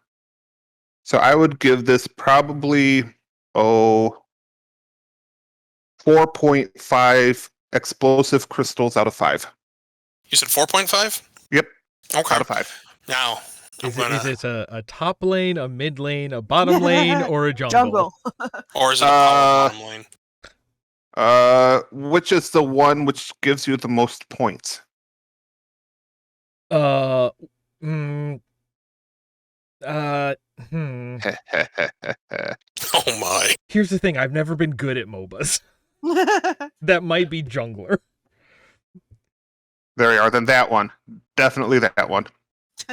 Give it 3 knockdown towers out of 9. Yes. So, Bob, here's the real question for you. Would you be of the mindset to go back and watch from episode 1 forward? Is that something you would want to do? I think I would be more of the mindset of watching episode 5 onward. I mean, absolutely do that. I encourage that. I'd say 1 and 2 kind of give you a little more depth and understanding to everything. But essentially, yes, I really would want you to see those. Yes. So that's something you'd say you would want to do, that you feel, I don't want to use compelled, but something you might do next weekend or in a month from now. Interested. At some point, maybe in the future, continuing that on. Fair. Well, that's better than one of our beta episode results. The one I can think of. Well, then I guess that only leaves us with the last question of every episode of Deep into Weebs. What are we watching next time? Oh, here we go. We got to get Bob the options. Yep. Okay, so... All right. So we have 3 things in this tier. We just watched the first. We have 2 things left. Okay. So your choices are between Rise and Grind, get that bell pepper and beef, no beef, or Heavy Metal Karaoke to soothe the 9 to 5 to soul. I'm going to go with the bell pepper. All right. Good. Bob, you made everyone happy. Okay. I think this one's going to be interesting because this was one everyone suggested, which means we're kind of going to have to collaborate to figure out what episodes to watch too. I would also say this is one that is very highly regarded as, if not the pinnacle of anime. Depends no. on your definition of anime. Like that's why True. it's why it's in the just good TV tier, because some people say True. it's the best anime because it is the most like other media. Whereas I think, oh, you want to talk about the pinnacle of anime? Let's talk about Chobits. Well, that's why I said some people, because there are people that will say this is hands down the best, period. Yeah. So And- that, Congratulations, Bob. You chose Yes. Cowboy Bebop. Oh, and okay. not the live action one, thank God. I've heard of this show, so there is that. Can I watch the live action version? I actually haven't seen that yet. Yeah, it's on Netflix. Okay. Oh Okay. God. Yeah, let me tell you. There are some good things. There are some bad things. There are some really viciously bad things. I wonder if it'll also make me think of motion comics. No. You remember? Probably, because from my understanding, it's like they're trying to hit a lot of the like iconic visual shots and stuff. So it is basically just like Oh God. So it's like the Watchmen movie. Not only that, they change a whole lot and they try and take one season's worth of content and make it to spoilers. There is not going to be a second season. Oh boy. It was canceled like a month Oh. later because of the backlash. Oh boy. All right. Well, okay. We'll watch the cartoon one then. That'll be my extracurricular if I want to condemn Yeah, like- myself to that. Nick, you know what we could do? We can always do a special episode where you and Joe and Bob watch that, and I go back and suffer through it. Because there are some good choices in there, but again, I cannot emphasize enough. Read between the lines, you two. There is a viciously bad aspect of it. Oh, yeah. All right. Yeah, say. Yeah, I don't know. How about this? That'll be a bonus episode for second tier Patreon subscribers. We get to do Yeah. a Patreon. First, we have to get enough audience to do a Patreon. Then we'll watch the bad one. We might get a Yes. Patreon. Oh boy. All right, so we'll pick specific episodes off mic, but Cowboy Bebop next time. Awesome. So that's gonna do it. And I'm gonna hit the button to play the outro, and then we're all gonna say bye. So for all of us here at Deep into Weebs, take it easy. Bye. Wrong button. I'm going bot.